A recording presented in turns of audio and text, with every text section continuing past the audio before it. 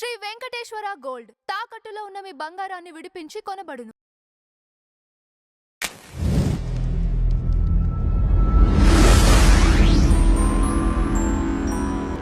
Sir నమస్కారం.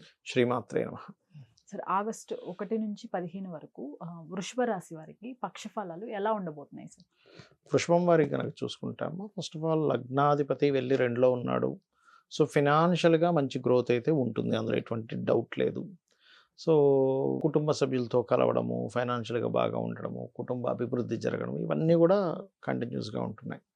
అలాగే లాభంలో ఉండేసని వక్రించినందుకు కేవలం బిజినెస్ ఒకటే కాదు, నేను ఏదైనా వ్యాపారం కూడా చేయాలనే ఆలోచనలు, అంటే ఉద్యోగం కూడా చేయాలి, వ్యాపారం ఒకటే కాదు ఉద్యోగం కూడా చేయాలనే ఆలోచనలు పెరుగుతూ ఉంటాయి.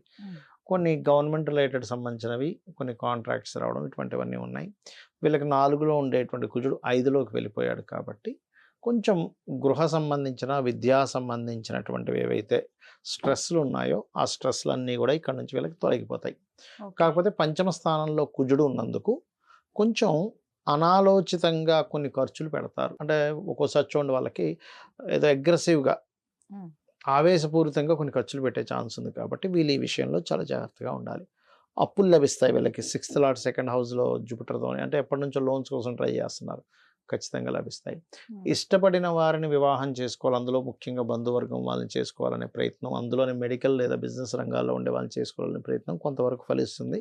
కానీ కొంత ఘర్షణ వాతావరణం కూడా వీళ్ళకి ఉంటుంది. ఇన్సూరెన్సెస్ మూలంగా ధనం రావడము, లేదా పార్ట్నర్స్ మూలంగా ధనం రావడం అనేటువంటి బలంగా చూపిస్తుంది. కాకపోతే వీళ్ళు 10, 11 తేదీలు మనం కొంతమంది చూడండి, ఏదైనా ఉద్యోగం వస్తుందంటే ధనం కడతాం, తద్వారా మోసపోవడం జరుగుతుంది. కాబట్టి వీళ్ళు పర్టికులర్గా 10th and 11th డేట్స్లో కొంత జాగ్రత్తగా ఉండాలి ఉద్యోగ సంబంధించిన అంశాల్లో. ఇక 11, 12 తేదీలు కనుక చూసుకుంటే వీళ్ళు పర్టికులర్గా ఇక్కడ, అంటే 3rd లార్డ్ సహజంగా మనకి 11th హౌస్లో ఉన్నప్పుడు ఏంటంటే ఒక్కొక్కసారి చిన్న చిన్న బిజినెస్ రిలేటెడ్ విషయాల్లో, ఈ విషయాల్లో కొంత నిందలకు గురవుతూ ఉంటాం. అటువంటివి కొంచెం చూసుకొని ఈ 10, 11, 12 తేదీలు కొంత జాగ్రత్తగా ఉండాలి. వీళ్ళు ఎక్కువగా, వీళ్ళకి పంచమ స్థానంలో కుజుడు ఉన్నాడు కాబట్టి వీలైనంత మట్టుకు లక్ష్మీ నరసింహస్వామి యొక్క ఆరాధన, లేదా గోవులకి క్యారెట్స్ తినిపించడము, నవగ్రహాల్లో కుజగ్రహం దగ్గర దీపారాధన చేయడము, కొంచెం ఫ్రెండ్స్తోని, ప్రేమించిన వారితోని లేదా సంతానంతో తెలియని చిన్న చిన్న ఘర్షణలు వస్తూ ఉంటాయి.